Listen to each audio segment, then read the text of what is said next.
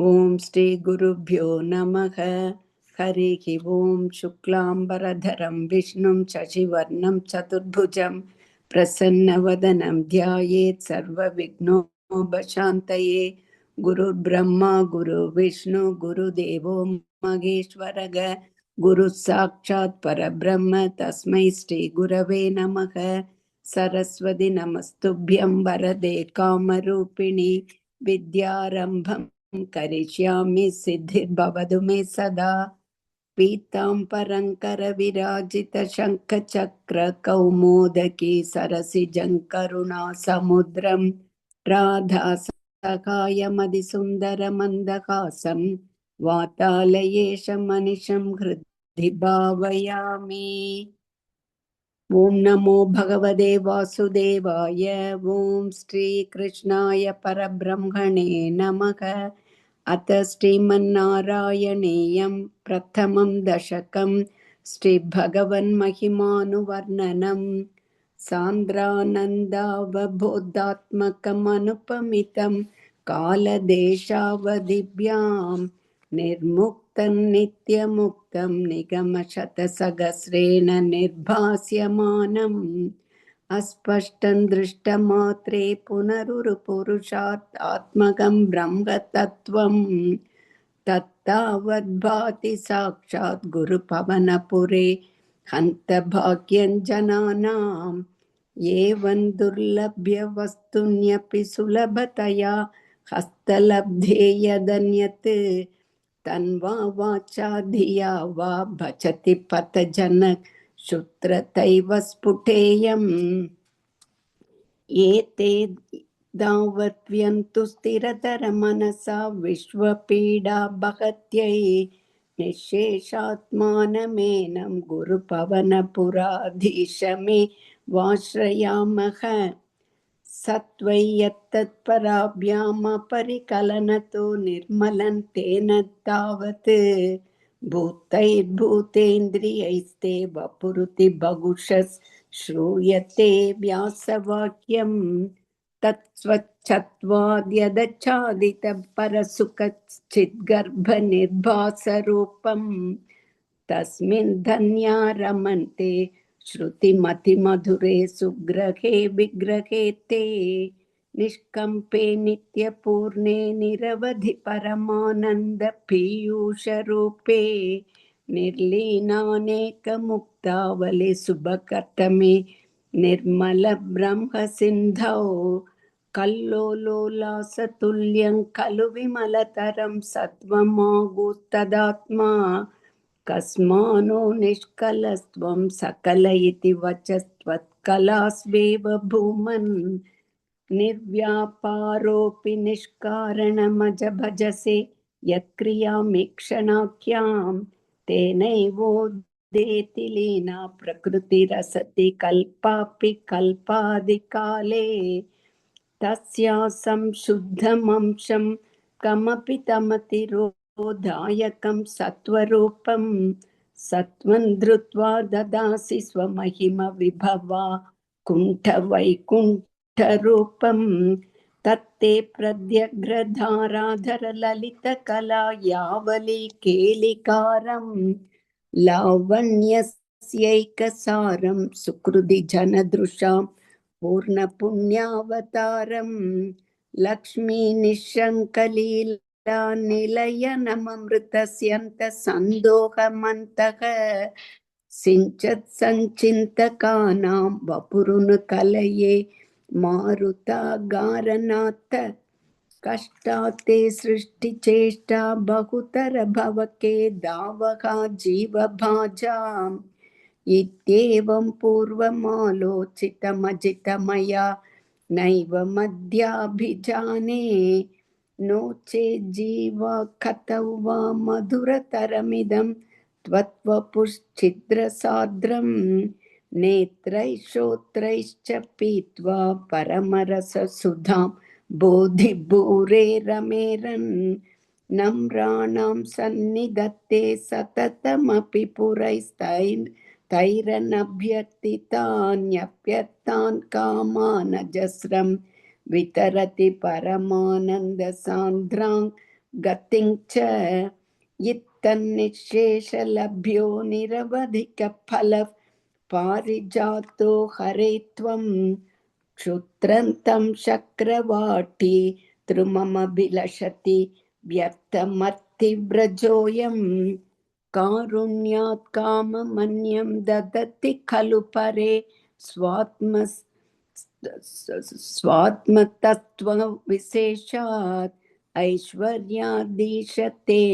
जगति परजने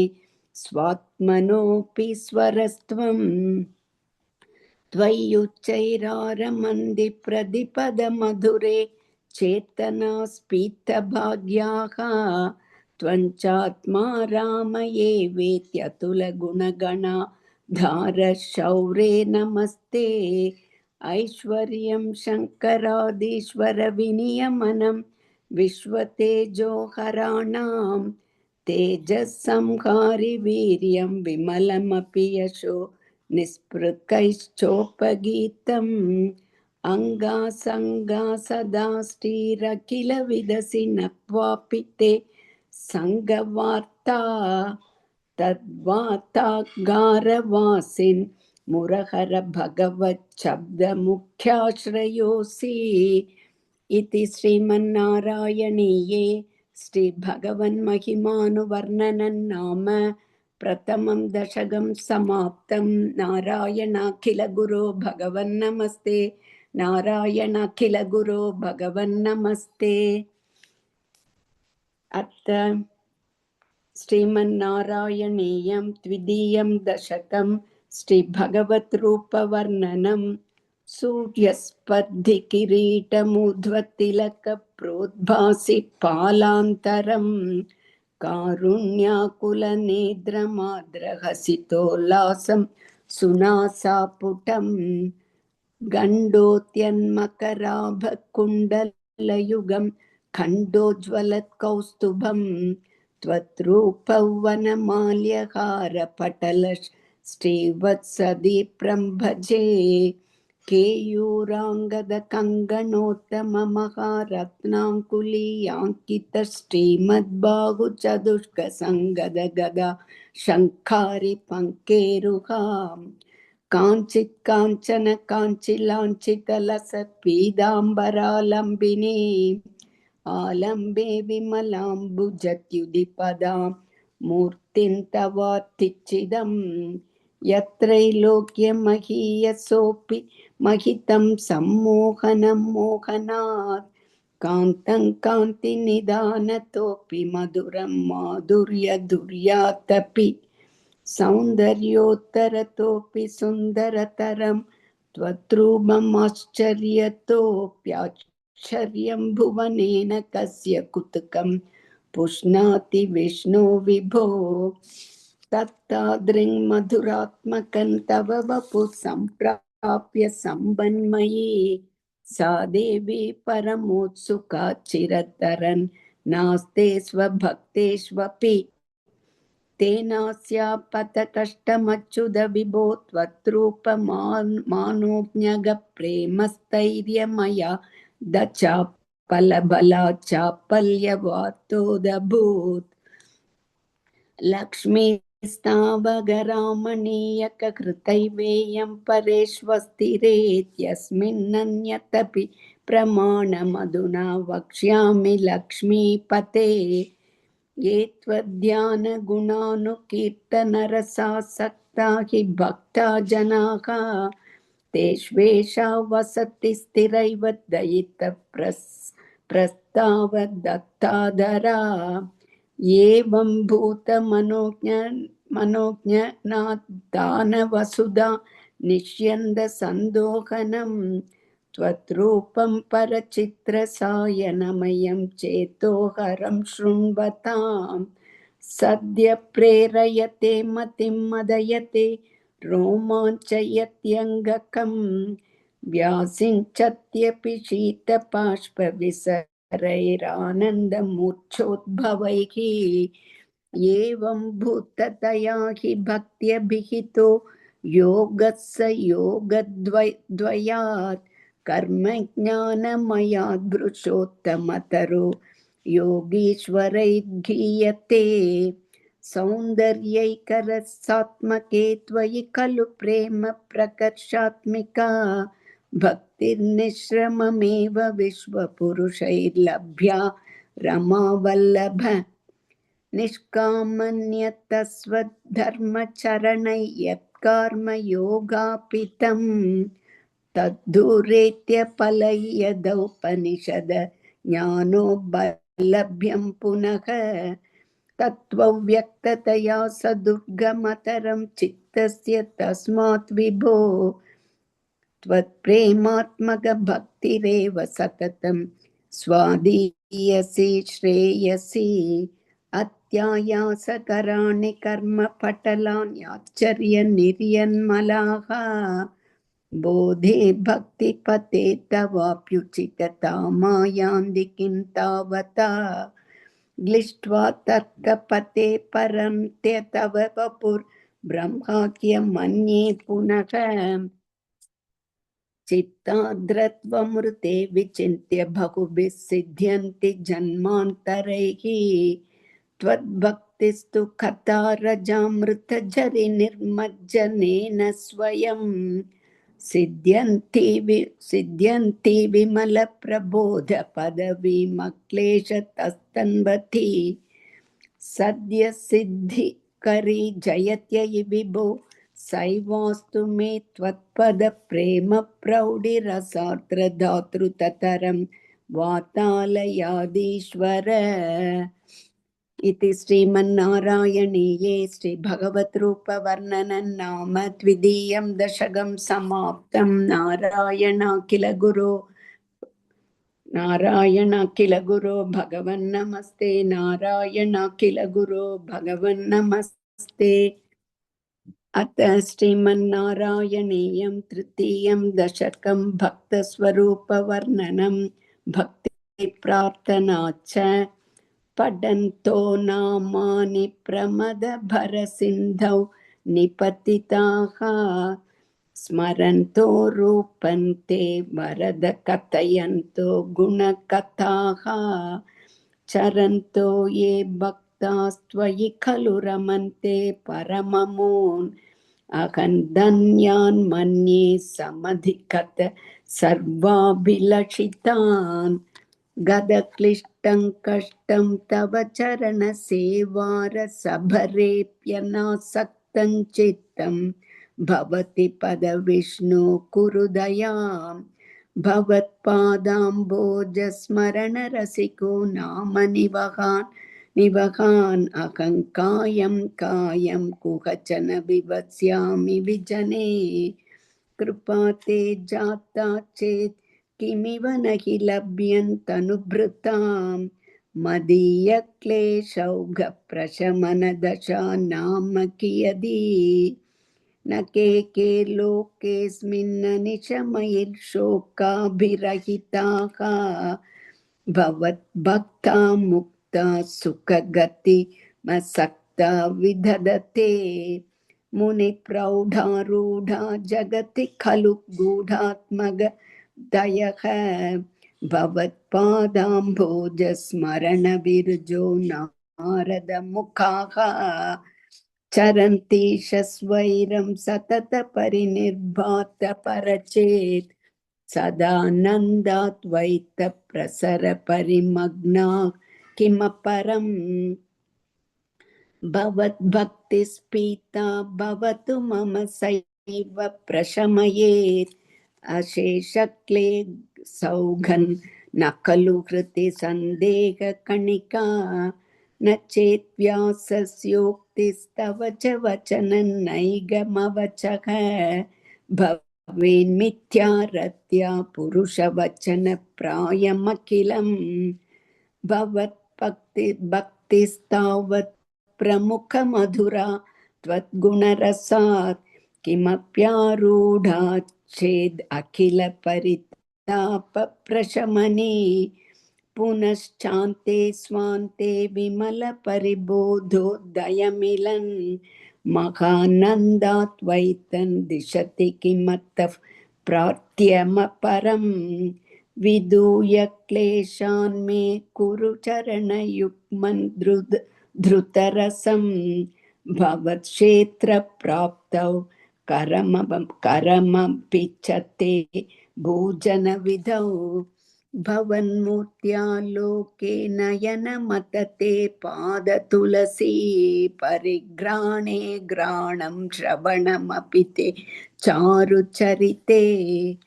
प्रबुधा दिव्यादिप्रसभचलिते मामगकृदीत् त्वदीयं तद्रूपं परमसुखचिद्रूपमुदीयात् उदञ्चत् रोमाञ्चो गलितबहुहर्षाश्रुनिवहः यथा विस्मर्यासं दुरुपशमपीडा परिभवान् मरुत्केहादीश त्वयि खलु पराञ्चोऽपि सुखिनः भवत्स्नेही सोऽहं सुबहु परितप्ये च किमिदम् अकीर्तिस्ते मा भूद्वरद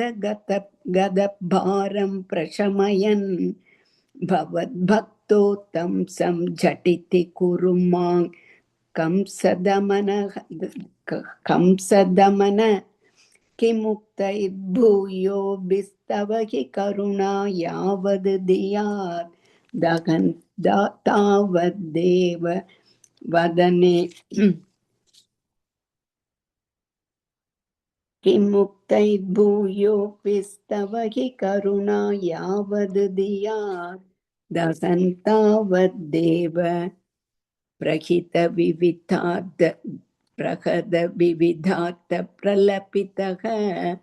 पुरक्लृप्ते पादे वरद तव नेष्यामि दिवसान् यथा शक्तिव्यक्तं नतिनुति निषेवा विरचयन्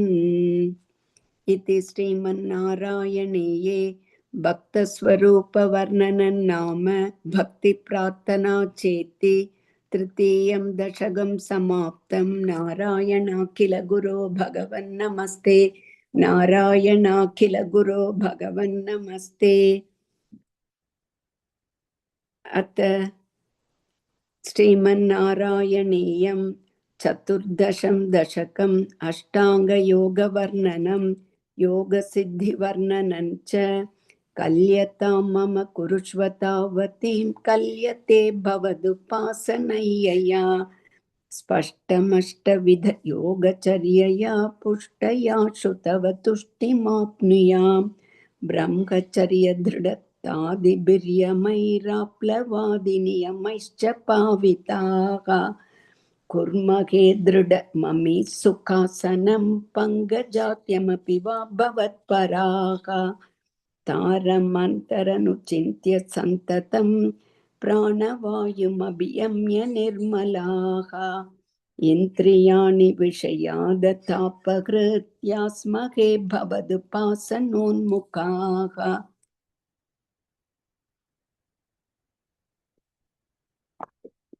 अस्फुटे वपुषिते प्रयत्नतः धारये मधिषणां मुहुर्मुहुः तेन भक्तिरसमन्दरार्द्रतामुद्वहेम भवदङ्घ्रिचिन्तकाः विस्फुटावयवभेदसुन्दरं त्वत्वपुष्टुचिरशीलनावश्चात् आश्रमं मनसि चिन्तयामहे ध्यानयोगनिरतत्वदाश्रयाः ध्यायतां सकलमूर्तिमीदृशीम् उन्मिषन्मधुरताकृतात्मनां सान्द्रमोदरसरूपमान्तरं ब्रह्मरूपमयि देव भासते तत्समास्वदनरूपिणीं स्थितिं त्वत्समाधिमयि विश्वनायक आश्रिताः पुनरतः परिच्युतौ आरभे महि च धारणा दिग्गम् इत्थमभ्यसन निर्भरो लसत्वत्परात्मसुखकल्पितोत्सवाः मुक्तभक्तकुलमौलितां गताः सञ्चरेम शुकनारदादिवत्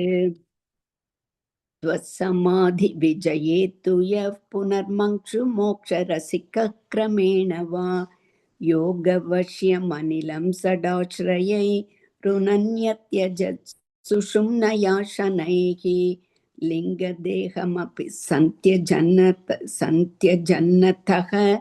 लीयते त्वयि परे निराग्रहः ऊर्ध्वलोककुतुकीतु मूर्धतः सार्धमेव करणै निरीयते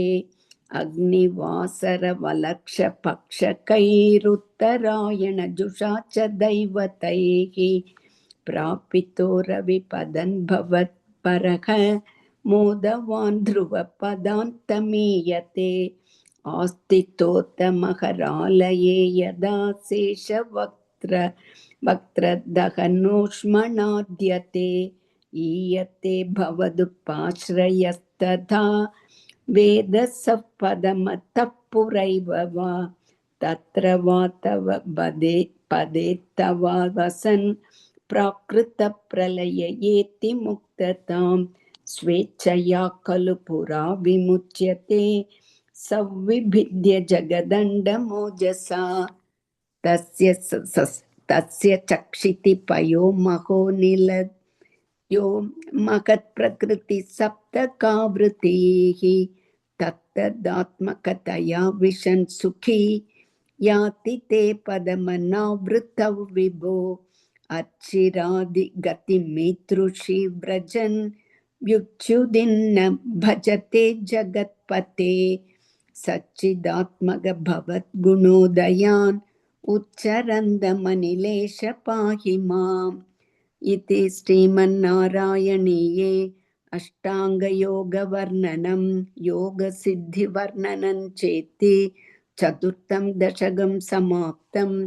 नारायणाखिल गुरो भगवन्नमस्ते नारायणाखिल गुरो भगवन्नमस्ते।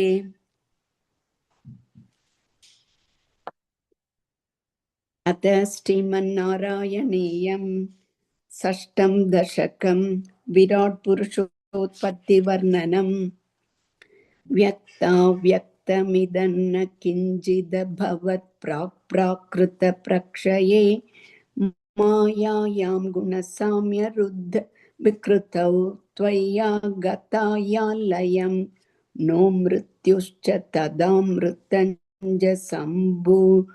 सम्भून्नान्होनरात्रे स्थितिः तत्रैकस्त्वमशिष्यता किल परानन्दप्रकाशात्मना कालकर्मगुणाश्च जीवनिवहौ विश्वञ्च कार्यविभो चिल्लीलारदिमेयुषि त्वयि तदा निर्लीनदा माययोः तेषान्नववदन्त्य सत्त्वमयि भो शक्त्यात्मना तिष्ठतां नो चेत् किं गगन न प्रसून न सदृशां भूयो भवेत् सम्भवः एवञ्च विपराधकालविगता वीक्षांसि सृक्षात्मिकां विप्राणे त्वयि सुक्षुभे त्रिभुवने भावाय माया स्वयं मायाध खलु कालशक्तिरखिला दृष्टं स्वभावोऽपि च प्रादुर्भूय गुणान् विकास्य विदधुस्तस्य तस्या सहायक्रियां माया सन्निहितो प्रविष्टवपुषा साक्षीति गीतो भवान् भेदैस्तां प्रतिबिम्बतो विविशिवान् जीवोऽपि नैवापरः कालादिप्रतिबोधितात भवदा सञ्चोदिता स्वयं माया सा खलु बुद्धितत्त्वमसृजत् योऽसौ महानुच्यते तत्रासौ त्रिगुणात्मकोऽपि च महान् सत्त्वप्रधान स्वयं जीवेऽस्मिन् खलु निर्विकल्पम् अहमित्युद्बोधनिष्पादकः चक्रेऽस्मिन् सविकल्पबोधकमहत्तत्त्वं महान् खल्वसौ सम्पुष्टं त्रिगुणैस्तमोदि बहुलं विष्णो भवत्प्रेरणात् सोऽहं च त्रिगुणाक्रमात् त्रिविधधाम् आसाद्य वैकारिकः भूयस्तैजतामसा विधिभवनाद्येन सत्त्वात्मना देवान्निन्द्रियमानिनोकृतदिशा वादार्कपाश्यस्विनः वह्निराच्युतमित्रकान् विदुविधि श्रीरुद्रशारीरकान् भूमन्मानसबुद्ध्यहङ्कृतिमिलच्चित्ताख्यवृत्त्यन्विदं चन्ताकरणौ विभो तव बलात् सत्त्वांश एवासृजत् जातस्तैजसतो दशेन्द्रियगणस्तथा साक्षात् पुनः तन्मात्रन्नभसो मरुत्पुरपते शब्दो जनित्वत्फलात् शब्दात् व्योम ततः ससज्जित विभो स्पर्शन् ततो मारुदम् तस्मात् रूपमतो महोत च रसं तोयं च गन्धं महीम् एवं माधव पूर्वकलनादाद्यात्य धर्मान्वितं बोधग्राममिमं त्वमेव भगवन्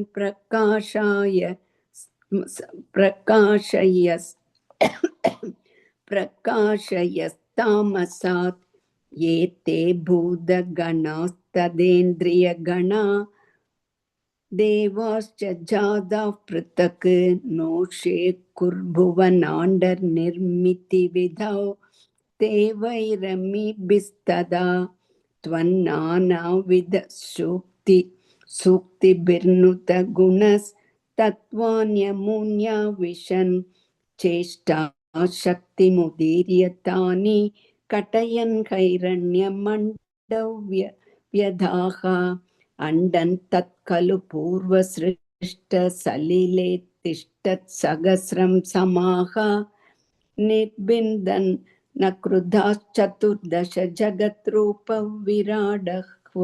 विराडाः वयं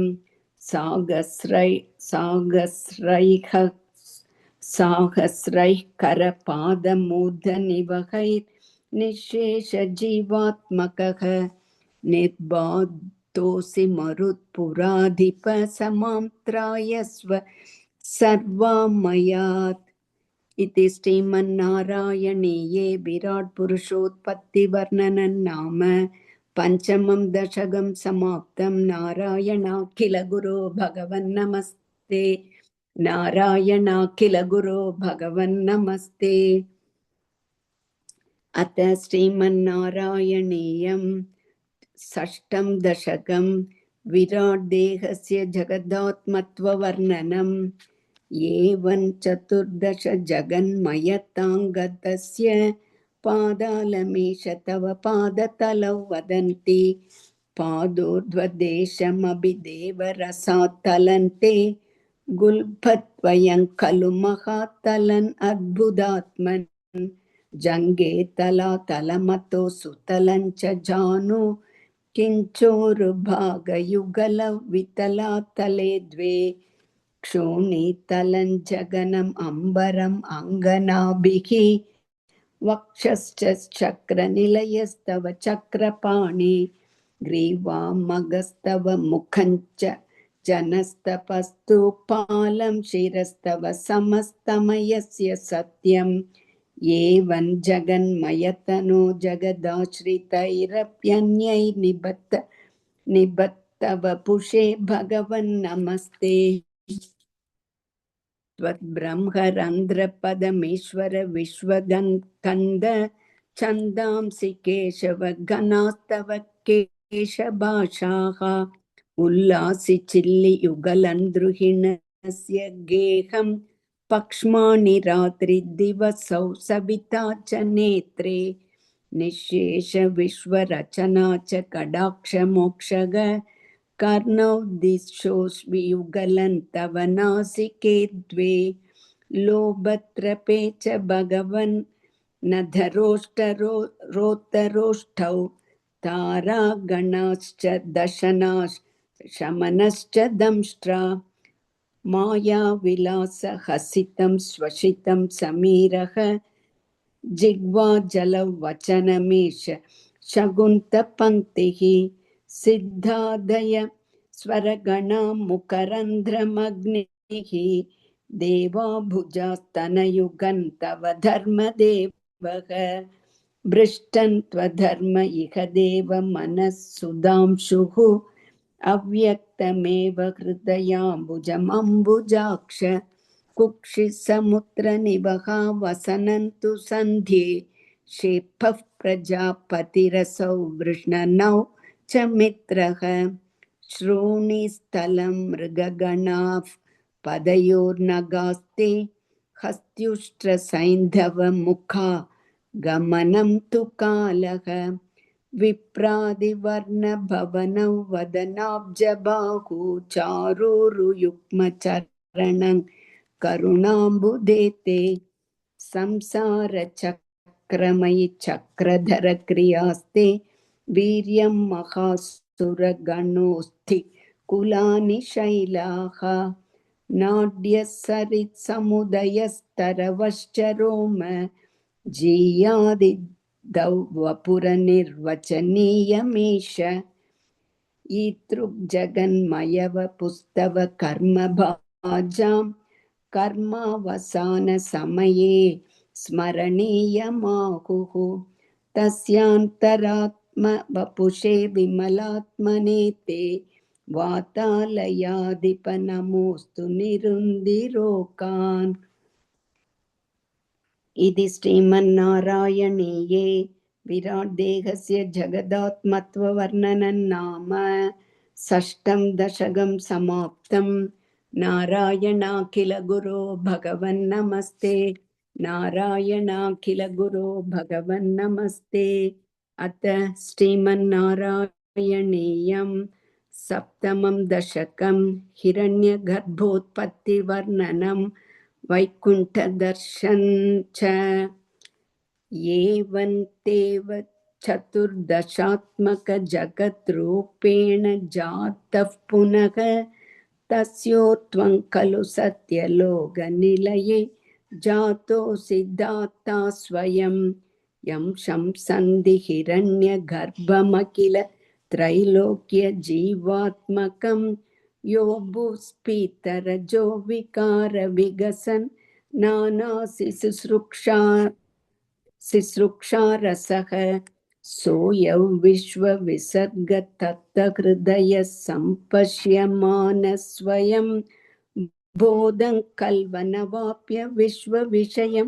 चिन्ताकुलस्तस्थिवान्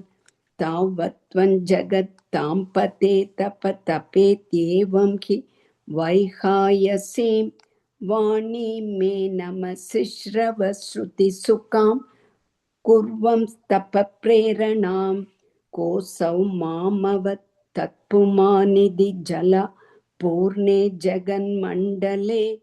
दिक्षु वीक्ष्य किमप्यनीक्षितवता वाक्यार्थमुत्पश्यता दिव्यौ वर्षसहस्र माततपसा तेन त्वमाराधितः तस्मै तर्षितवान् वानसि स्वनिलय वैकुण्ठमेघाद्भुतं माया यत्र कदापि नो विकृते पाते जगत्प्यो बहिः शोकक्रोधविमोह साध्वसमुखा भावस्तु दूरं गताः सान्द्रानन्दझरी च यत्र परमज्योतिप्रकाशात्मके तत्ते धाम विभावितौ विजयते वैकुण्ठरूपं विभो यस्मिन्नाम चतुर्भुजा हरिमणिश्यामावदा तत्विषः नानाभूषणरत्नदीपितदिक्सो राजद्विमानालयाः भक्तिप्राप्त तथा विदोन्नतपदा दिव्यन्ति दिव्या जनाः तत्ते धाम निरस्त सर्वशमलौ वैकुण्ठरूपञ्जयेत् नाना दिव्य वधूर्ज जनैरभिवृता विद्युल्लता तुल्यया विश्वोन्मादनहृत्य गात्रलतया विद्योतिता शान्तरा त्वत्पादाम्बुजसौरभैगकुतुका लक्ष्मी स्वयल्लक्ष्यते यस्मिन् विस्मयनीय दिव्य विभवन् तत्ते पदं देहि मे तत्रैवं प्रतिदर्शिते निजपदे रत्नासनाध्यासितं भास्वत्कोटिलसत्किरीटकडगात्या कल्पद्दीप्राकृति श्रीवत्साङ्कितमातकौस्तुभमणिच्छायारुणङ्कारणं विश्वेशान्तव रूपमैक्षद विधिस्तत्ते विभो भातु मे कालं बोधकलाय कोमलरुचि चक्रेण चक्रन् दिशाम् आवृण्वानमुदारमन्दहसितस्यन्दप्रसन्नाननम् राजत्कम्बुकदारिपङ्कजतरश् श्रीमद्भुजामण्डलं स्रष्टुस्तुष्टिकरं वपुस्तव विभो मद्रोगमुद्वासयेत् दृष्ट्वा सम्भ्रमः कमलभूत्वत्पादपातोरुहे हर्षावेशवशौ वदो निपतितः प्रीत्या कृताधिभवन् जानास्येव मनीषितं मम विभो ज्ञानं तदा पादय द्वैताद्वैत भवत्स्वरूप परमित्याचष्टतं त्वां भजे ताम्रे चरणे विनं रमततं हस्तेन हस्ते स्पृशन् बोधस्ते भविता न सर्गविधिर्बन्धोभिः सञ्चायते इत्याभाष्य गिरं प्रतोष्य नितरा तच्चित्तगूढस्वयं सृष्टौ तं समुदैरयस्य भगवन्नुल्लासयोल्लागताम् इति श्रीमन्नारायणीये हिरण्यगर्भोत्पत्तिवर्णनं नाम वैकुण्ठवर्णनं चेति सप्तमं दशकं समाप्तं नारायणाखिल गुरो भगवन्नमस्ते नारायणाखिल गुरो भगवन्नमस्ते अथ अष्टमं दशकं प्रलयवर्णनं जगत्सृष्टिप्रकारवर्णनं च एवं तावत् प्राकृतप्रक्षयान्ते ब्राह्मे कल्पे ह्यादिमे लब्धजन्मा ब्रह्मा भूयस्त्वत्त एवाप्यवेदान् सृष्टिं चक्रे पूर्वकल्पोपमानां सोऽयं चतुर्युगसहस्रमितान्यहानि तावन्मिदाश्च रजने बहुशो निनाय निद्रात्यसौ त्वयि निली समं स्वसृष्टैः नैमित्तिकप्रलयमाहुरतोऽस्य रात्रिम् अस्मातृषां पुनरहर्मुख कृत्य तुल्यां सृष्टिं करोत्यनुदिनं स भवत्प्रसादात् प्राक्ब्राह्मकल्पजनुषां च परायुषां तु सुप्तप्रबोधनसमास्ति तदापि सृष्टिः पञ्चाशदब्दमधुना स्वभयोर्धरूपम् एकं परार्धमधिवृत्य हि वर्तते सौ तत्रान्त्यरात्रिजनितान् कथयामि भूमन् पश्चादिनावतरणे च भवद्विलासान् दिनावसानेत सरोजयोनिः सुषुप्तिकामस्त्वयि सन्निलिल्ये जगन्ति चत्वज्जठरं समेयुः तदेतत् मे कार्णवमास विश्वं तवैव वेशे फणिराजिशेषे जलैकशेषे भुवने स्मशेषे आनन्दसान्द्रानुभवस्वरूपः स्वयोगनिद्रा परिमुद्रितात्मा कालाख्य शक्तिं प्रलयावसाने प्रबोधयेत्यादिशताकिलाद्धौ तवैया प्रसुप्तं परिसुप्तशक्तिव्रजेन तत्र किल जीवधाम्ना चतुर्युगाणां च सहस्रमेवं त्वयि प्रसुप्ते पुनरद्वितीये कालाख्यशक्तिप्रमदप्रबुद्धा प्राबोधयत्वां किल विश्वनाथ विभूत्य च त्वं जलगर्भशायिन् विलोक्य लोकानखिलान् प्रलीनान् तेष्वेव सूक्ष्मात्मतया निजान्तस्थितेषु विश्वेषु तदात्तदृष्टिं ततस्त्वदीयादयिनाभिरन्ध्रात् उदञ्चितं किञ्चन दिव्यपद्मं निलीननिःशेषपदार्थमाला संक्षेपरूपं मुकुलायमानं ददे दत्तं बोरुह कुड्मलन्ते कलेबरातो यपते प्ररूढं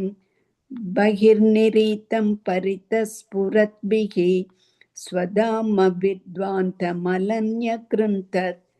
सम्पुल्लपत्रे नितरा विचित्रे तस्मिन् भवद्वीर्यधृते सरोजे सपद्मजन्मा विधिराविरासीत् स्वयं प्रबुद्धा किल वेदराशिः अस्मिन् परात्पन्ननुपाद्मकल्पे त्वमित्थमुत्थापितपद्मयोनिः अनन्दभूमामरोगराशिं निरुन्धिवातालय वासविष्णु। इति श्रीमन्नारायणीये प्रलयवर्णनं जगत्सृष्टिप्रकारवर्णनं चेति अष्टमं दशकं समाप्तं। नारायणाखिल गुरो भगवन्नमस्ते। नारायणाखिल गुरो भगवन्नमस्ते। इति श्रीमन्नारायणीयं नवमं दशकं जगत्सृष्टिवर्णनं स्थितः स कमलोद्भवस्तव हि नाभिपङ्केरुहे कुतस्विदिदम्बुधा उदितमित्यनालोकयन् ददीक्षणकुतूहलात् प्रतिदिशौ विवृताननः चतुर्वदनतामगात् विगसदष्टदृष्टं दृष्ट्यम्बुजां महार्णवविघूर्णितं कमलमेव तत्केवलं विलोक्य तदुपाश्रयन् तव तनुं तु नालोकयन् क एष कमलोदरे महति निस्सहायो ह्यहं कुतस्विदिदमम्बुजं समजनीति चिन्तामगात् अमुष्य हि सरोरुह किमपि कारणं सम्भवेत् इति स्म कृतनिश्चयस्य खलु नालरन्ध्रात्वना स्वयोगबलविद्यया समवरूढवान् प्रौढदेहि त्वदीयमदिमोहनं न तु कलेबरं दृष्टवान् ततः सकलनालिका विवरमार्गगो मार्गयन् प्रयस्य शतवत्सरं किमपि नैव सन्दृष्टवान् निवृत्य कमलोदरे सुखनिषण्ण एकाग्रधीः समाधिफलमाददे भवदनुग्रहैकाग्रही शतेन परिवत्सरैर्दृढसमाधिबन्धोलसत् प्रबोध विशदीकृतः स खलु पद्मिनी सम्भवः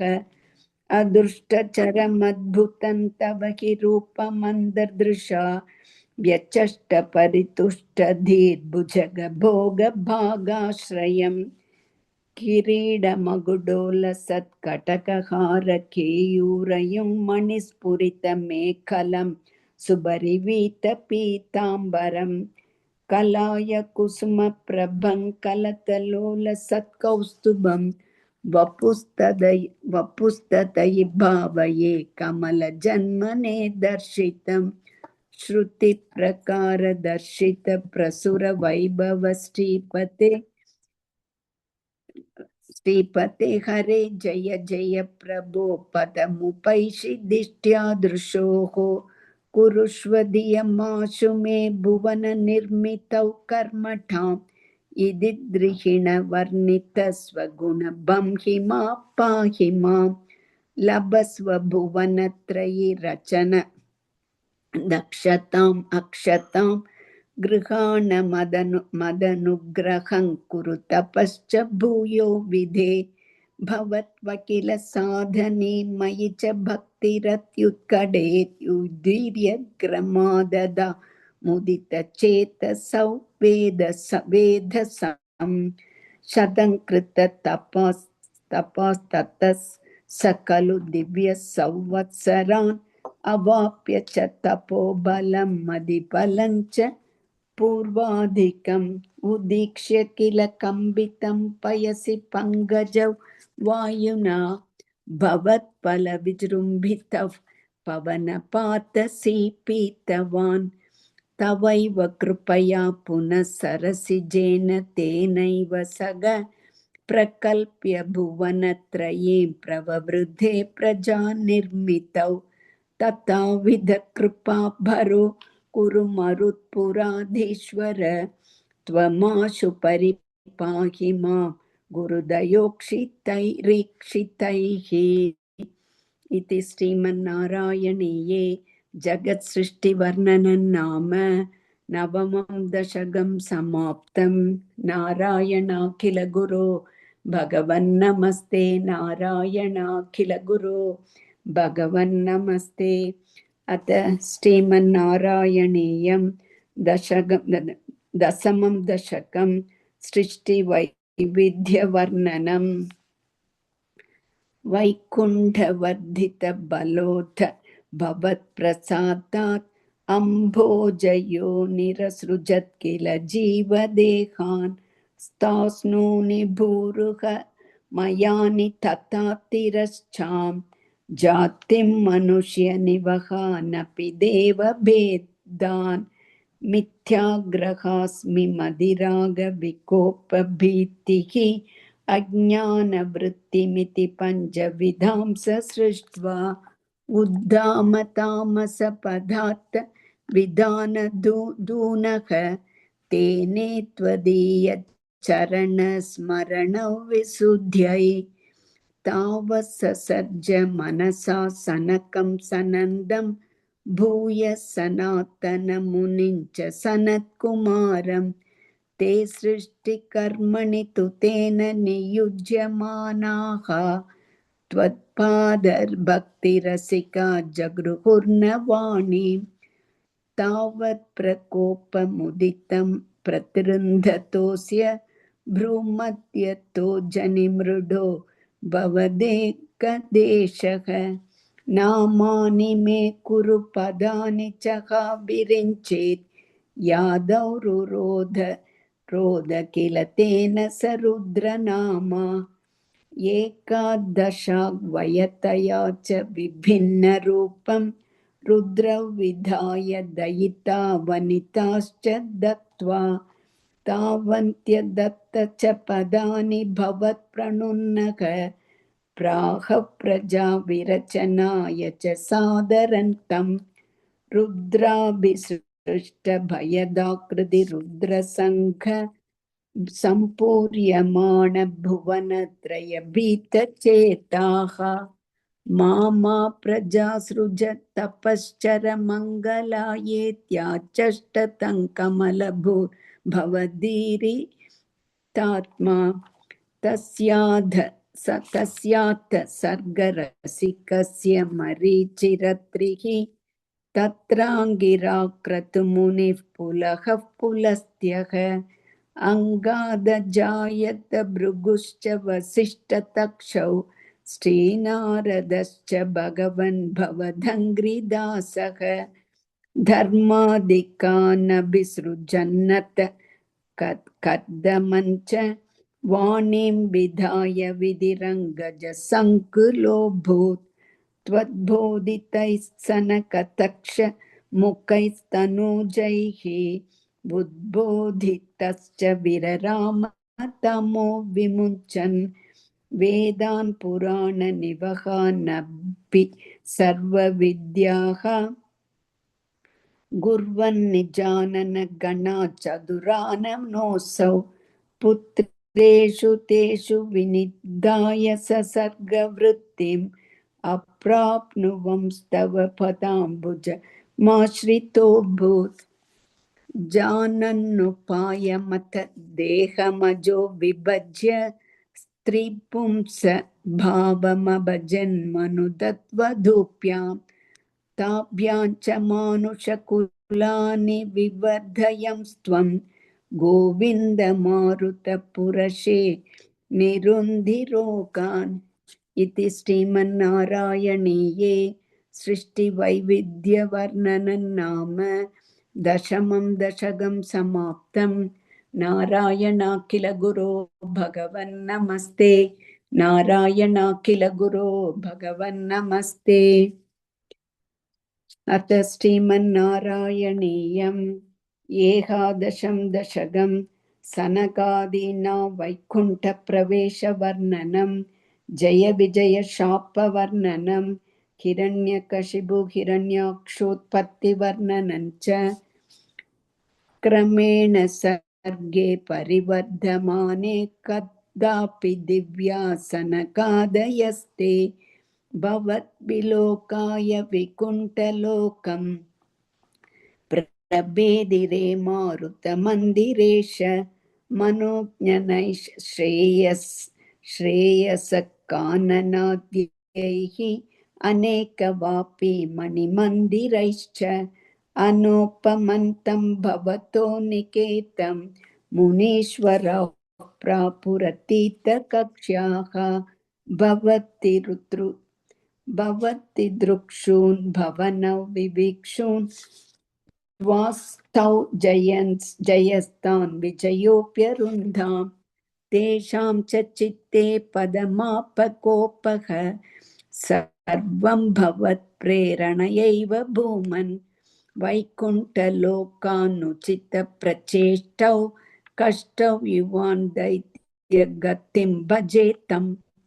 इति प्रशप्तौ भवदाश्रयौ तौ हरिस्मृतिर्नोस्त्विति नेमतुस्तान्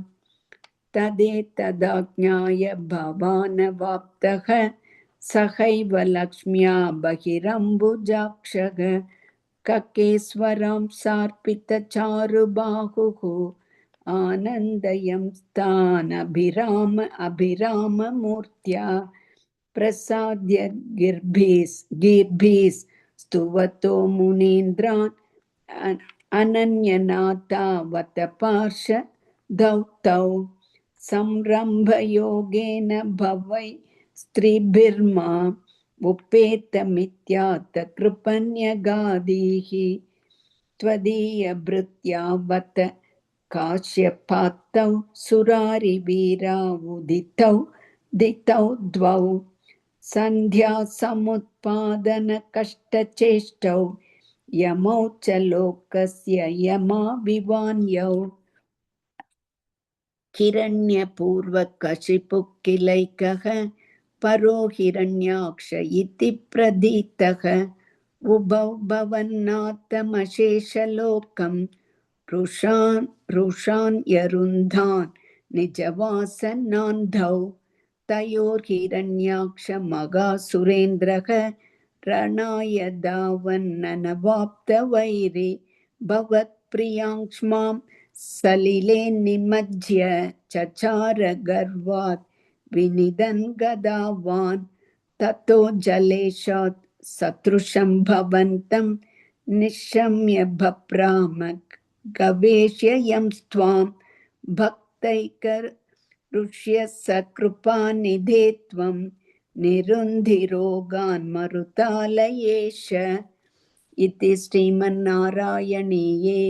सनकादिना वैकुण्ठप्रवेशवर्णनं जय विजय शापवर्णनं हिरण्यकशिपु हिरण्याक्षोत्पत्तिवर्णनं चेति एकादशं दशकं समाप्तं नारायणाखिल गुरो भगवन्नमस्ते नारायणाखिल गुरो भगवन्नमस्ते। अथ श्रीमन्नारायणीयं द्वादशं दशकं वराहावतारवर्णनं भूम्युद्धरणवर्णनं च स्वायाम्भुवो मनुरतो जनसर्गशीलग दृष्ट्वा महीमसमये सलिले निमग्ना स्रष्टारमापशरणं भवदङ्घ्रिसेवा दुष्टाशयं मुनिजनैः सह सत्यलोके कष्टा प्रजा सृजति मय्यव निर्मग्नस्थानं सरोजभव कल्पय तत्प्रजानाम् इत्येवमेष गतितो मनुना स्वयंभूः अम्बोरुहाक्ष तव पादयुगौ व्यचिन्ति हा हा विभो जलमहन्यबिबं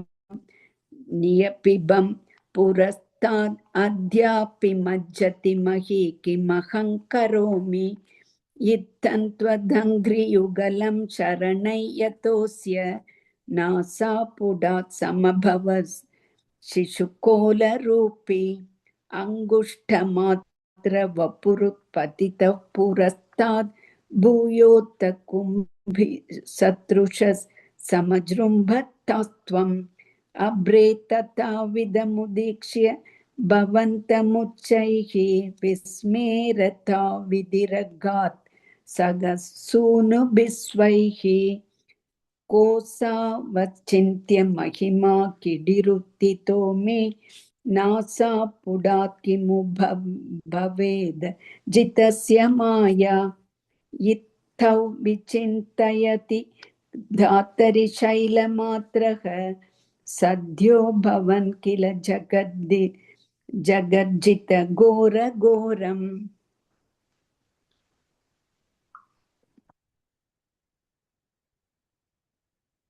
तन्ते निनातमुपकर्ण्य जनस्तपस्ताः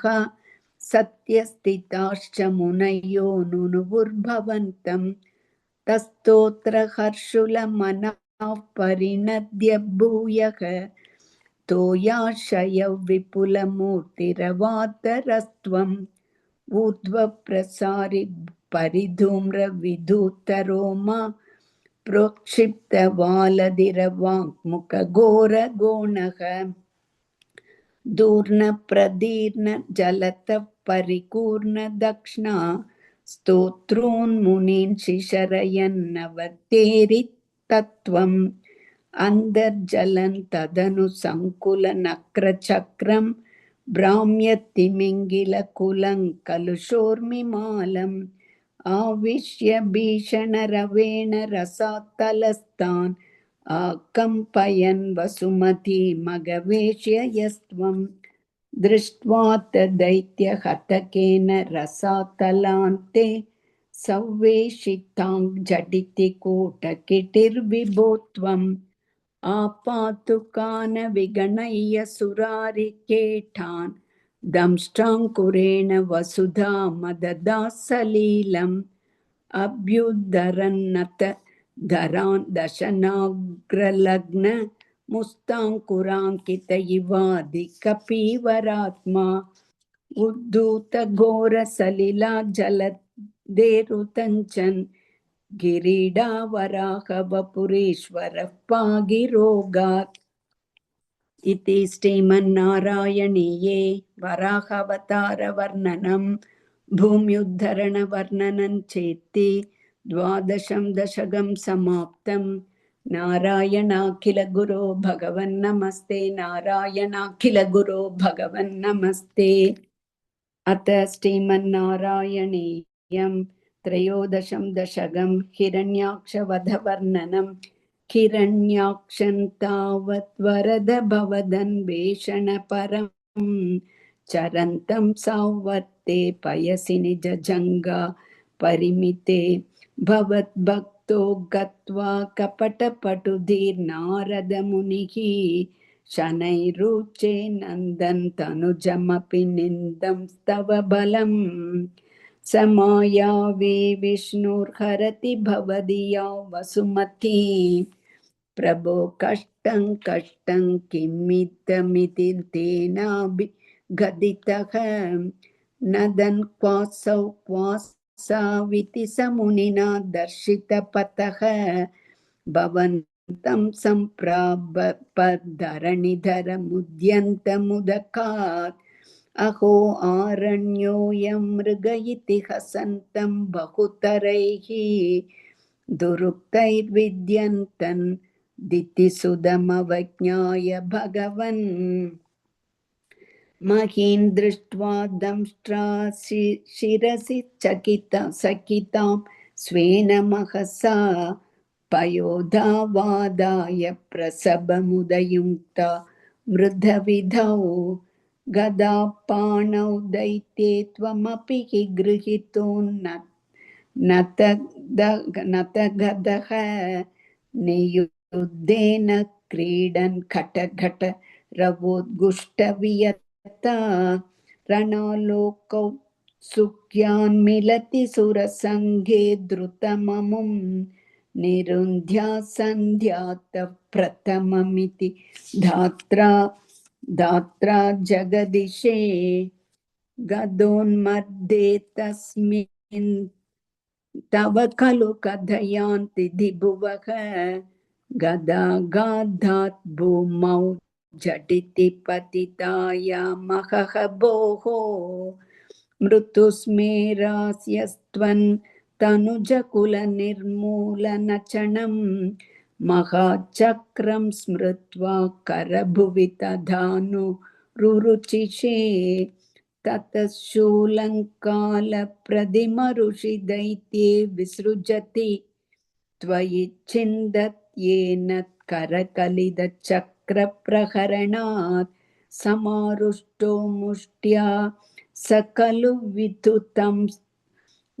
वितुतं त्वां समतनोत् गलन्माये माया त्वयि किल जगन्मोहनकरिः भवच्चक्रज्योतिष्कणलवनिपातेन विदुते ततो माया चक्रे विदत गणरोषान्धमनसं गरिष्ठाभिर्मुष्टिप्रहृतिभिरभिनन्दमसुरं स्वपादाङ्कुष्ठेन श्रवणपदमूले निरवधिः महाकाय सोऽयं तव चरणपादप्रमथितः गलद्रक्तो वक्त्रात् पददृशिभिश्लाघितहतिः तदा त्वामुद्दाम प्रमदभरविद्योदिहृदयाः मुनीन्द्रासान्द्राभिस्तुतिभिरनुवन्नध्वरतनुं त्वच्चिच्छन्दो रोमस्वपि घुषगणः चक्षुषि घृतं चतुर्होतारोङ्घ्रौ सृक्कभिवदने चोदरयिडा ग्रहाजिह्वायान्ते परपुरुषकर्णे च समसाः विभो सोमो वीर्यौ वरदगलते शेप्युपसदः मुनीन्द्रैरित्यादिस्तवनमुखरैर्मोदितमनाः महीयस्या मूर्त्या विमलतरकीर्त्या स विलसन् स्वधिष्ण्यं सम्प्राप्त सुकरसविहारी मधुरिपो निरुन्ध्यारोगं मे सकलमपि वातालयपते इति श्रीमन्नारायणीये हिरण्याक्षवधवर्णनं नाम त्रयोदशं दशकं समाप्तम् नारायणाखिल गुरो भगवन्नमस्ते नारायणाखिल गुरो भगवन्नमस्ते अथ श्रीमन्नारायणीयं चतुर्दशं दशकं कपिलोपाख्यानम् समनुस्मृततावगाङ्घ्रियुग्मः समनुः पङ्कजसम्भवाङ्गजन्मा निजमन्तरमन्तराय हीनं चरितन्ते कथयन् सुकन्निनाय समये खलु तत्र कर्दमाख्यः द्रुहिणच्छाय भवस्तदीयवाचा धृतसर्गरसो निसर्गरम्यं भगवं त्वामायुतं समासिषेवे गरुडोपरि कालमेघकम्रं विलसत्केलिसरोजपाणिपद्मं हसितो लसिताननौ विभो त्वं वपुराविष्कुरुषे स्म कर्दमाय स्तुवते पुलकावृताय तस्मै मनुपुत्रीन् दयितान्न वापि पुत्रीः कपिलञ्च सुतं स्वमेव पश्चात् स्वगतिं चाप्यनुगृह्य निर्गतो भूः स मनुष्यतरूपया महिष्या गुणवत्या सुतया च देवहूत्या भवदीरितनारदोपदिष्टः समगाद्गर्दममागधिप्रदीक्षं मनुनोपहृताञ्च देवहूतिं तरुणीरत्नमवाप्य कर्तमोऽसौ भवतर्चन निवृत्तोऽपि तस्यां दृढशुश्रूषणया ददौ प्रसादं स पुनस्त्वदुपासनप्रभावात् दयिता कामकृते कृते विमाने वनिता कुलसङ्गुलो नवात्मा व्यहरद्देव पतेषु देवहूत्या शतवर्षमथ व्यतीत्य सोऽयं नवकन्या समवाप्य धन्यरूपाः वनयान समुद्यतोऽपि कान्ता हितकृत्वज्जनोत्सुको न्यवात्सेत् निजभद्रुगिरा भवन्निषेवा निरताया मतदेव देवहूत्यां कपिलस्त्वमज्जायता जनानां प्रतयिक्ष्ययन् परमात्मतत्त्वविद्यां वनमेयुषि कर्दमे प्रसन्ने मदसर्वस्वमुपादिशञ्जनन्यै कपिलात्मकवायुमन्दिरेश त्वरितं त्वं परिपाहि मां गदौघात् इति श्रीमन्नारायणीये कपिलोपाख्यानं नाम 14 दशकं समाप्तं। नारायणाखिल गुरो भगवन् नमस्ते, नारायणाखिल गुरो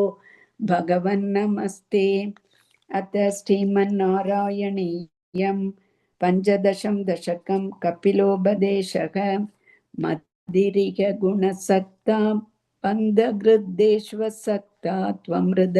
कृदुपरुन्दे भक्ति योगस्तु शक्तिं महदनुकमलभ्या भक्तिरेवात्र साध्या कपिलतनुरिति त्वं देवहूत्यैन्यगादीः प्रकृतिमहदहङ्काराश्च मात्राश्च भूतान्यपि हृदपि दक्षाक्षिपूरुषपञ्चविंशः इति विदितविभागो मुच्यते सौ प्रकृत्या कपिलतनुरिति त्वं देवहूत्यैन्यगादीः प्रकृतिगतगुणौघैर्नाज्यते पूरुषोऽयं यति तु सजति तस्यान् तद्गुणास्तं भजेरन् मदनुभजन तत्त्वालोचनैः साप्यपेयात् कपिलतनुरिति त्वं देवहूत्यैन्यगादीः विमलमतिरुपातैरासनात्यैर्मतङ्गं गरुडसमधिरूढं दिव्यभूषायुधाङ्कं रुचितुलिततमालं शीलयेतानुवेलं कपिलतनुरिति त्वं देवहूत्यैन्यगादीः मम गुणगणलीला कर्णनैः कीर्तनाद्यैः मयि सुरसरिदोघ प्रज्ञचिन्तानुवृत्तिः भवति परमभक्तिः सा हि मृत्योर्विजेत्री कपिलतनुरिति त्वं देवहूत्यैन्यगादीः अहह अहह बहुलहिंसा सञ्जितात्तैः कुटुम्बं प्रतिदिनमनुपुष्णन् स्त्रीजितो बाललाले विशतिः गृहसक्तो यातनां मह्य भक्तः कपिलतनुरिति त्वं देवहूत्यैन्यगादीः युवति जडरकिन्नो जातबोधोऽप्यकाण्डे प्रसवगलितबोधः पीठयोल्लङ्घ्य बाल्यं पुनरपि पदमुह्यत्येव तारुण्यकाले कपिलतनुरिति त्वं देवहूत्यैन्यगादीः पितृसुरगणयाजी धार्मिको योगगृहस्थः स च निपतति काले दक्षिणात्वोपगामी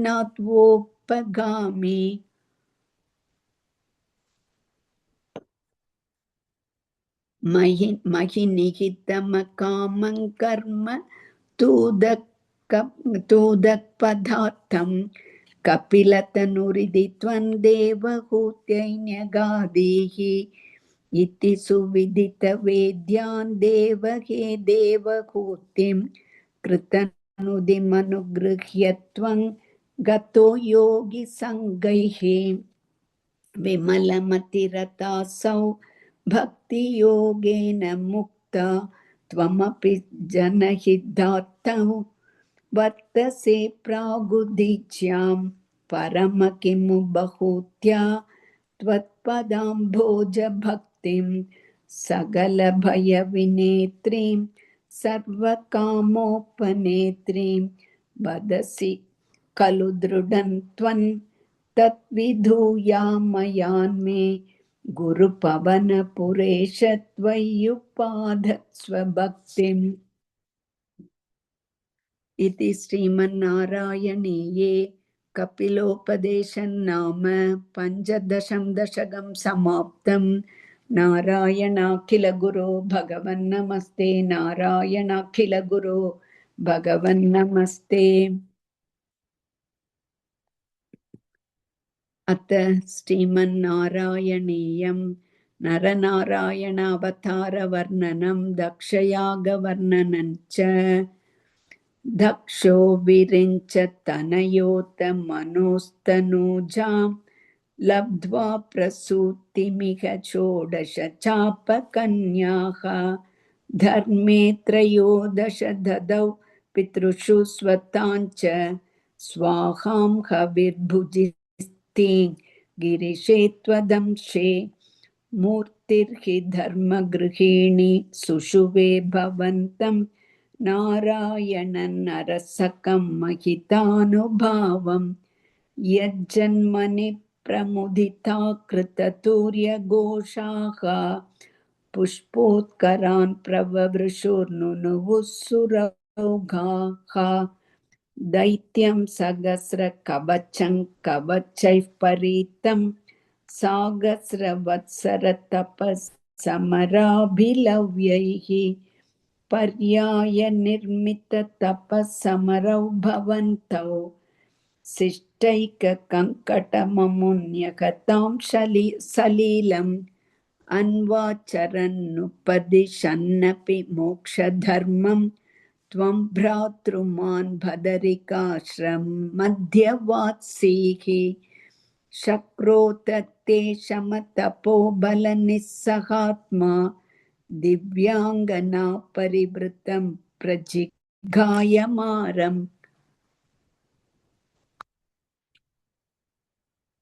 कामो वसन्तमलयानिलबन्धुशाली कान्ताकटाक्षविशिखैर्विगसद्विलासैः विद्यन्मुहुर्मुहुरकम्पमुदीक्ष्य च त्वां वयात जगदे मृदुहासभाजा भीद्यालमङ्गज वसन्त सुराङ्गनावः मन्मानसन्त्विगजुषु त्वमिति ब्रुवाणः त्वं विस्मयेन परितस्तु वदामथैषां प्रादर्शयस्व परिचारककातराक्षीः सम्मोहनाय मिलिता मदनादयस्ते त्वद्दासिका परिमलै किल मोहमापुः तत्तान् त्वया च जगृहुस्त्रपयैव सर्वस्वर्वासि गर्वसमनीं पुनर्वशीं तां दृष्ट्वोर्वशीं वशीं तव गतां च निशम्य शक्रः पर्याकुलो जनिभवन् महिमावमर्षात् एवं प्रशान्तरमणीयधरावतारात् त्वद्दोधिको वरद कृष्णतनुस्त्वमेव दक्षस्तु धातुरतिलालनयारजोन्धः नाद्यातृतस्त्वयि च कष्टम शान्तिरासीत् येन व्यरुन्धस भवत्तनुमेव शर्वं यज्ञे च वैरपिशुने स्वसुताव्यमाने कृद्धे समद्धितस्मकसतु कृतशीर्षग देवप्रसादितहरादत्त लब्धजीवः त्वत्पूरितक्रतुवर पुनरापशान्तिं सत्वं प्रशान्तिकर पाहि मरुत्पुरेश। इति श्रीमन्नारायणीये नरनारायणावतारवर्णनं दक्षयागवर्णनं चेति षोडशं दशकं समाप्तं। नारायणाखिल गुरो भगवन्नमस्ते, नारायणाखिल गुरो भगवन्नमस्ते। इति श्रीमन्नारायणीयं सप्तदशं दशकं ध्रुवचरितवर्णनम्। उत्तानपादनृपतेर्मनुनन्दनस्य जाया बभूव सुरुचिर्निधरामभीष्टा अन्या सुनीतिरिति बद्धुरनातृता सा त्वामेव नित्यमगधि शरणं कथाभूत् अङ्गे पितुः सुरुचिपुत्रकमुत्तमन्तं दृष्ट्वा ध्रुव किल सुनीति सुतोधिरोक्ष्यन् आक्षिक्षिपे किल शिशुः सुतरां सुरुच्या दुस्सन्त्यजा खलु भवद्विमुखैरसूया त्वन्मोहिते पितरि पश्यति दारवश्ये दूरन्तुरुक्तिनिहतः स कथो निजाम्पां सापि स्वकर्मगति सन्तरणाय पुंसां त्वत्पादमेव शरणं शिशवे शशंस आकर्ण्यसोऽपि भवतर्चन निश्चितात्मा मानी निरेत्य नगरात् किल पञ्चवर्षः सन्दृष्टनारद निवेदित मन्त्रमार्गः त्वामारराध तपसा मधुकाननान्ते ताते विषण्ण हृदयेन करिङ्गतेन श्रीनारदेन परिसान्वितचित्तवृत्तौ बालस्त्वदर्पितमनाः क्रमवर्धितेने निन्ये कठोरतपसा किल पञ्चमासान् तावत् तपोबलनिरुच्छ्वसिते दिगन्ते देवातितत्त्वमुदयत् करुणार्द्रचेताः त्वद्रूपचित्रसनिलीनमतेः पुरस्ताद् आविर्बभूवित विभो गरुडाधिरूढः त्वद्दर्शनप्रमथभारतरङ्गितन्तं दिग्भ्यान्निमग्नमिव रूपरसायने ते तुष्टुषमाणमवगम्य कपोलदेशे सम्पृष्टवानसिधरेण तदाधरेण तावत् विबोध विमलं प्रणुवन्तमेनम् आभाषत्तास्त्वमवगम्य तदीयभावम् राज्यञ्चिरं समनुभूय भजस्व भूयः सर्वोत्तरं ध्रुवपदौ विनिवृत्तिहीनम् इत्युचिषि त्वयि गते नृपनन्दनोत्सौ आनन्दिताखिल जनो नगरीमुपेतः रेमे चिरं भवदनुग्रहपूर्णकामः ताते गते च वनमातृतराज्यभारः यक्षेण देव निहते पुनरुत्तमेऽस्मिन् यक्षैः स युद्धनिरतो विरतो मनोक्त्या शान्त्या प्रसन्नहृदयाद्धनधातुपेतात् त्वद्भक्तिमेव सुदृढामवृणोन्महात्मा अन्धे भवत्पुरुषनीतविमानयातः मात्रा समन्ध्रुवपदे मुदितोऽयमास्ते एवं स्वपृद्यजनपालनलोलधिस्त्वं वातालयाधिपनिरुन्धिममायौघान् इति श्रीमन्नारायणीये ध्रुवचरितवर्णनं नाम 17 दशकं समाप्तं। नारायणाखिलगुरो भगवन्नमस्ते। नारायणाखिलगुरो भगवन्नमस्ते। अथ श्रीमन्नारायणीयम् 18 दशकं पृथुचरितवर्णनम्। जातस्य ध्रुवकुल एव तुङ्गकीर्तेः अङ्गस्य व्यजनिसुतस्य वेन नाम तत्तोषव्यदितमतिः स राजवर्यः त्वत्पादे निहितमना वनङ्कतोऽभूत् पापोऽपिक्षितितलपालनाय वेनः भौरात्यैरुपनिहितः कठोरवीर्यः सर्वेभ्यो निजबलमेव सम्प्रशंसन् भूचक्रे तव यजनान्ययन्यरौत्सीत् सम्प्राप्ते हितकथनाय तापसौघे मत्तोऽन्यो भुवनपतिर्न कश्चनेति त्वन्निन्दावचनपरो मुनीश्वरैस्तैः शाभाग्नौ शलभदशामनायिवेनः तन्नाशात् कलजनभिरुकैर्मुनीन्द्रैः तन्मात्रा चिरपरिरक्षिते तदङ्गे त्यक्ताघे परिमतितादद्धोरुदण्डाद्धोर्दण्डे परिमतिते त्वमाविरासीः विख्यातः पृथुरिति तापसोपदिष्टैः सुताद्यैः परिणुतभा विभूरिवीर्यः वेनात्या कपलितसम्बदन् धरित्रीम् आक्रान्तान् निजधनुषा सममाकार्षिः भूयस्तान् निजकुलमुख्यवत्सयुक्तैः देवात्यैः समुचितचारुभाजनेषु अन्नादीन् यभिलषितानि यानि तानि स्वच्छन्दं सुरभितनु मधुदुहस्त्वम्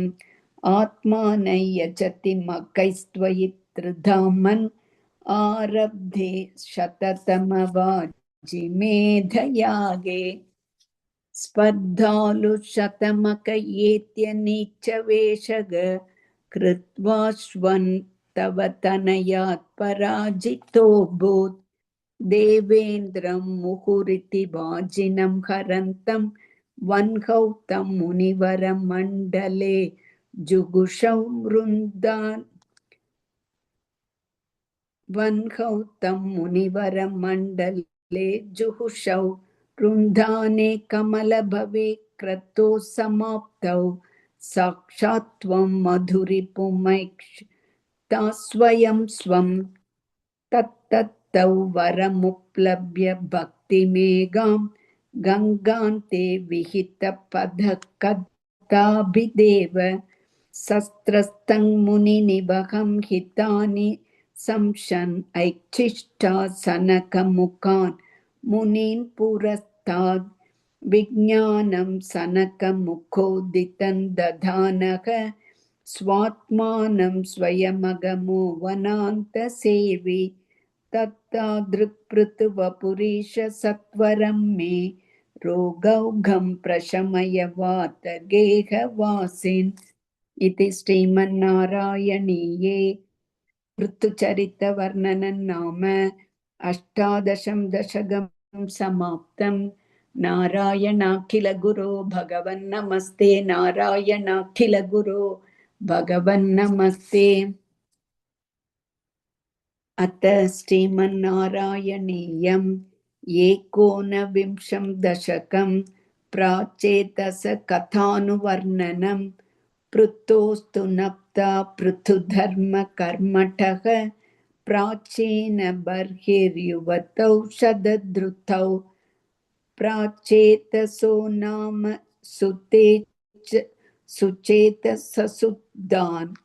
अजीजनत्वत्करुणाङ्कुरानिव पितुशिश्रूषा निरतस्य शासनात् भवत्तपस्याभिरदादशापिते पयोनिधिं पश्चिममेत्य तत्तटे सरोवरं सन्ददृशुर्मनोहरं तदा भवतीर्थमिदं समागतः भवो भवत्सेवकदर्शनादृतः प्रकाशमासाद्य पुरः प्रचेतसाम् उपादिशद्भक्ततमस्तवस्तवम् स्तवञ्च वन्तस्तममि जलान्तरे भवन्तमासे विशतायुतं समाह भवत्सुखास्वादरसादमीश्वियान् बभूव कालो ध्रुववन्न तपोऽपि रेषामधिमात्रवर्धिभिः स यज्ञहिंसा निरतोऽपि पावितः पितापि तेषां गृहयातनारदप्रदर्शितात्मा भवदात्मदाययौ कृपाफलेनैव पुरप्रचेतसां प्रकाशमागाः पतगेन्द्रवाहनग विराजिचक्रादिवरायुधांशुभिः भुजाभिरष्टाभिरुदञ्चि दत्युतिः प्रचेतसां तावदया चतामपि त्वमेव कारुण्यभरात्वरानदाः भवद्विचिन्तापि शिवाय देहिनां भवत्वसौ रुद्रनुतिश्च कामदा अवाप्य कान्तान् तनयां महीरुहां तया रमध्वन् दशलक्षवत्सरीं सुतोस्तु दक्षो ननु दक्षिणाच्च मां प्रायस्यतेति न्यगद्धो मुदैव तान् ततश्च ते भूतलरोधिनस्तरून् क्रुधा दहन्तो द्रुहिणेन वारिताः द्रुमैश्च दत्तान् तनयामवाप्यतां त्वदुक्तकालं सुखिनोभिरेमिरे अवाप्य दक्षं च सुतं कृताध्वराः प्रचेतसो नारदलब्धया धिया अवापुरानन्दपदं तथाविधः त्वमीश वातालयनाथ पाहि माम् इति श्रीमन्नारायणीये प्राचेतसकथानुवर्णनं नाम एकोनविंशं दशकं समाप्तं। नारायणाखिल गुरो भगवन्नमस्ते। नारायणाखिल गुरो भगवन्नमस्ते। अथ श्रीमन्नारायणीयं विंशतितमं दशकं ऋषभयोगीश्वरचरितवर्णनम्। प्रियव्रतस्य प्रियपुत्रभूतात् आग्नेयध्रराजा दुदितो हि नाभिः त्वां दृष्टवानिष्टदमिष्टिमध्ये तवैव तुष्ट्ये कृतयज्ञकर्मा अभीष्टुतस्तत्र मुनीश्वरैस्त्वं राज्ञः स्वतुल्यं सुतमत्यमानग स्वयं जनिष्ये खमिति ब्रुवाणः तिरोदधा बर्हिषि विश्वमूर्ते नाभिप्रियायां मतमेरुदेव्यां त्वमंशतो भूर्ऋषभाभिधानः अलोकसामान्यगुणप्रभावप्रभाविताशेषजनप्रमोदः त्वयि त्रिलोकीभृतिराज्यभारं निधाय नाभिः सह मेरुदेव्या तपोवनं प्राप्य भवन्निषेवी गतः किलानन्दपदं पदन्ते इन्द्रस्त्वदुत्कर्षकृतादमर्षात् ववर्षनास्मिन्न जनाभवर्षे यदा तदा त्वन्निजयोगशक्त्या स्ववर्षमेन व्यददासु वर्षं जितेन्द्रदत्तां कमनीं जयन्तीम् अतोद्वहन्नात्मरताशयोऽपि अजीजनस्तत्र शतं तनूजान् येषां क्षितीशो भरतोग्रजन्म न वा भवन् योगिवरा न वान्ये त्वपालयन् भारतवर्षखण्डान् सैकात्वशीतिस्तव शेषपुत्राः तपोबलात् भूसुरभूयमीयुः उक्त्वा सुदेप्योत मुनीन्द्र मध्ये विरक्तिभक्त्यन्वितमुक्तिमार्गं स्वयं गतः पारमहंस्य वृद्धिम् अधा जडोन्मत्तपिशाचचर्यां परात्मभूतोऽपि परोपदेशं कुर्वन् भवान् सर्वनिरस्यमानः विकारहीनो विचचारकृत्स्नां महीमहीनात्मरसाभिलीनः शयुव्रतं गोमृगकाकचर्यां चिरञ्चरन्नाप्यपरं स्वरूपम् दवाहृदाङ्गकुडकाचले त्वं तापान् ममापाकुर्वातनाथ इति श्रीमन्नारायणीये ऋषभयोगीश्वरचरितवर्णनं नाम विंशतितमं दशकं समाप्तं। नारायणाखिल गुरो भगवन्नमस्ते। नारायणाखिल गुरो भगवन्नमस्ते। अथ श्रीमन्नारायणीयम् एकविंशतितमं दशकं जम्बूद्वीपादिषु भगवदुपासना प्रकारवर्णनम् मध्योद्भवे भुव इलावृतनाम्नि वर्षे गौरी प्रधानवनिता जनमात्रभाजी शर्वेण मन्त्रनुक्तिभिः समुपास्यमानं सङ्कर्षणात्मकमदीश्वर संश्रये त्वां भद्राश्वनामक इलावृतपूर्ववर्षे भद्रश्रवोभिर्ऋषिभिः परिणूयमानं कल्पान्धगूढनिगमोद्धरणप्रवीणं ध्यायामि देवहयशीर्ष तनुं भवन्तं ध्यायामि दक्षिणगते हरिवर्षवर्षे प्रह्लादमुख्यपुरुषैः परिसेव्यमाणम् उत्तुङ्गशान्तधवलाकृतिमेघशुद्धज्ञानप्रदन्नरहरिं भगवन् भवन्तं वर्षे प्रतीचि ललितात्मनि केतुमाले लीलाविशेषललितस्मितशोभनाङ्गं लक्ष्म्या प्रजापतिसुतैश्च निषेव्यमाणं तस्याः प्रियाय धृतकामतनुं भजे त्वाम् रम्ये युक्तीचि खलु रम्यकनाम्नि वर्षे तद्वर्षनाथमनुवर्य सपर्यमाणं भक्तैकवत्सलममत्सरहृत्सुभान्तं मत्स्याकृतिं भुवननाथ भजे भवन्तं वर्षं हिरण्मयसमाह्वयमौत्तराहम् आसीनमत्रिधृतिकर्मठकामठाङ्गं संसेवते पितृकणप्रवरोर्यमायं तन्त्वां भजामि भगवन् परचिन्मयात्मन् किञ्चोत्तरेषु कुरुषु प्रियया धरण्या संसेवितो महितमन्त्रनुदिप्रभेदैः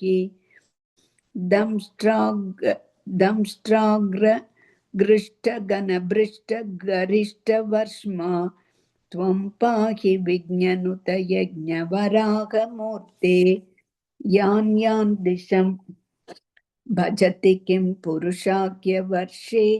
संसेवितो हनुमता दृढभक्तिभाजा सीताभिराम परमाद्भुतरूपशाली रामात्मगः परिलसन् परिपाहि विष्णु श्रीनारदेन सह भारतखण्डमुख्यैः त्वं साङ्ख्ययोगनुतिभिः समुपास्यमानः आकल्पकालमिग साधुजनाभिरक्षि नारायणो नरसखः परिपाहि भूमन् प्लाक्षेकरूपमयि शाल्मलइन्दुरूपं द्वीपे भजन्ति कुशनामनिवन्यरूपं क्रौञ्चेऽम्बुरूपमथ वायुमयं च शाके त्वां ब्रह्मरूपमपि पुष्करनाम्नि लोकाः सर्वैर्ध्रुवादिभृडुप्रकरैर्ग्रहैश्च पुच्छादिकेष्ववयवेष्वपि कल्प्यमानैः त्वं शिंशुमारवपुषां महतामुपास्यः सन्ध्यासुरुन्धिनरकं मम सिन्धुशायिन् पातालमूलभुवि शेषतनुं भवन्तं लोलैककुण्डलविराजिसहस्रशीर्षं नीलाम्बरं धृतहलं भुजगाङ्गनाभिः जुष्टं भजे हरगदान् गुरुगेहनाथ इति श्रीमन्नारायणीये जम्बूद्वीपादिषु भगवदुपासना प्रकारवर्णनं नाम एकविंशतितमं दशकं समाप्तं। नारायणाखिल गुरो भगवन्नमस्ते, नारायणाखिल गुरो भगवन्नमस्ते। अथ श्रीमन्नारायणीयं द्वाविंशततमं दशकम् अजामिलोपाख्यानम्। अजामिलो नाम महीसुरः पुरा चरन् विभो धर्मपतान् गृहाश्रमी गुरोर्गिरा काननमेत्य दृष्टवान् सुदृष्टशीलां कुलटां मदाकुलां स्वतः प्रशान्तोऽपि तदा हृताशयः स्वधर्ममुत्सृज्य तया समारमन् अधर्मकारी दशमी भवन् पुनः ददौ भवन्नामयुते सुते रतिं समृत्युकाले यमराज किङ्करान् भयङ्करां स्त्रीनभिलक्षयन् भिया पुरां मनाक्त्वत्स्मृतिवासना बलात् जुहावनारायण नामकं सुतं दुराशयस्यापि तदा त्वदीयनामाक्षरमात्रवैभवात् पुरोभिपेतुर्भवदीयः पार्षदाः चतुर्भुजाः पीतपटा मनोरमाः अमुञ्च सम्भाष्य विकर्षतो भटान् विमुञ्चतेत्यारुरुधुर्बलादमे निवारितास्ते च भवज्जनैस्तदा तदीयपापन्निखिलन्यवेदयन् भवन्तु पापानि गतन्तु निष्कृते कृतेऽपि बोदण्ड नमस्ति पण्डिताः न निष्कृति किंविदिता भवादृशाम् इति प्रभो त्वत्पुरुषा बभाषिरे श्रुतिस्मृतिभ्या विहिता व्रतादयः पुनन्ति पापन्नलुनन्ति वासनाम् अनन्तसेवा तु निकृन्तति त्वयि इति प्रभो त्वत्पुरुषा बभाषिरे अनेन भो जन्म सहस्रकोटिभिः कृतेषु पापेष्वपि निष्कृतिः कृता यदग्रही नाम भयाकुलो हरेः इति प्रभो त्वत्पुरुषा बभाषिरे निर्नाम बुद्ध्यापि मुकुन्द कीर्तनं दहत्य गौगान् महिमास्य तादृशः यदाग्निरेधांसि यद्धौषधं कथान् इति प्रभो त्वत्पुरुषा बभाषिरे इतिरितैर्याम्य भटैरपाश्रुते भवद्भटानां च गणे तिरोहिते भवत्स्मृतिं कञ्चन कालमाचरन् भवत्पदं प्रापि भवद्भटैरसौ स्वकिङ्करा वेदन शङ्कितो यमः त्वदङ्घ्रिभक्तेषु न गम्यतामिति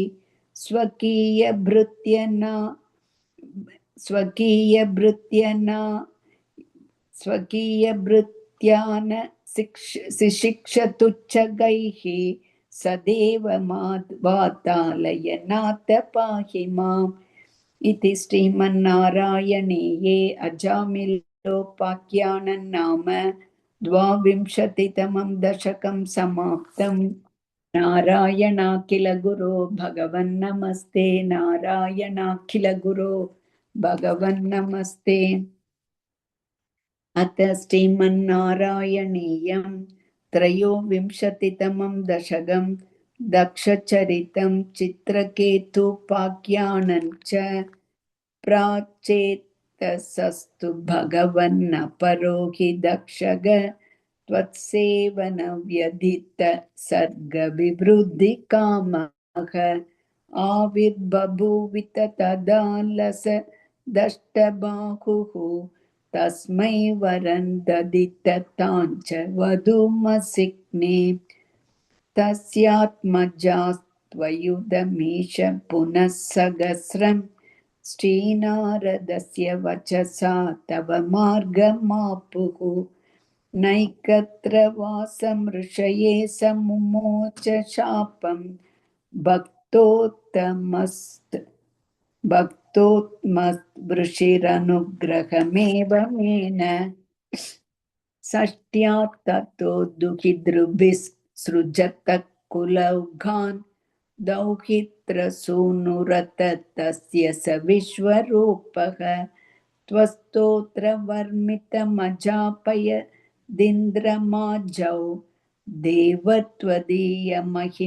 खलु सर्वजैत्रः प्राक्षूरसेन विषये किल चित्रकेतुः पुत्राग्रही नृपतिरङ्गिरसप्रभावात्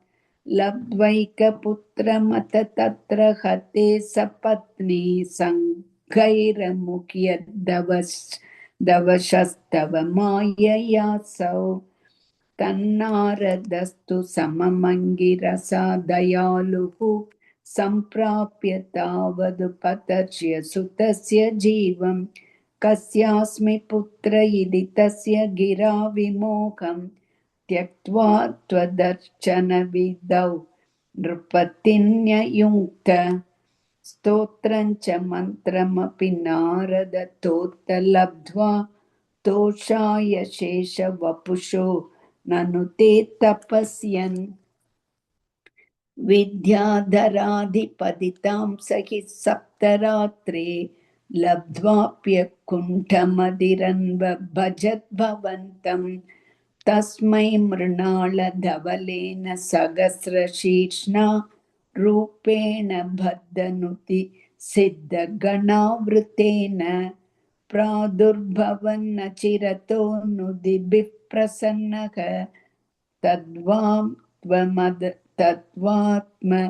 तत्त्वमनुगृह्य तिरोदधात त्वद्भक्तमौलिरतसोऽपि च लक्षलक्षं वर्षाणि हर्षुलमना भुवनेषु कामं सङ्गाभयन् गुणगणन् तव सुन्दरीभिः सङ्गातिरेकरहितो ललितं चचार अत्यन्तसङ्गविलयाय भवत्प्रणुन्नः नूनं सरूप्य गिरिमाप्यमगत्समाजे